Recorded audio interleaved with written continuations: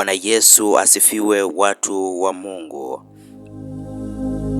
Na katika jina la Yesu Kristo ninaamini Mungu ameweza kuwalinda na ameweza kuhifadhi. Hii ni channel ambayo inaitwa Elimu Bora ya Biblia, na karibu katika somo la leo. Utakuwa nami Mwalimu Samuel, na somo la leo linasema kichwa ni je, Biblia ni kitabu gani?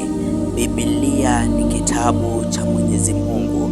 Biblia ni kitabu ambacho kimepigwa muhuri, na Biblia imebeba vitabu vingi, na hizo vitabu ni pumzi ya Mwenyezi Mungu. Wakati ambapo unasoma Biblia unapata mwanga, wakati ambapo unasoma Biblia unafunguliwa, maana Biblia ndiyo mwelekezo. Ndio maana unapata katika serikali ya ulimwengu unapata mambo mengi wanafuata ambayo yako ndani ya Biblia. Unasikia Biblia sheria zake inasema usiibe, pia serikali inaweka sheria usiibe. Mambo yote yanafuatana na ya Biblia.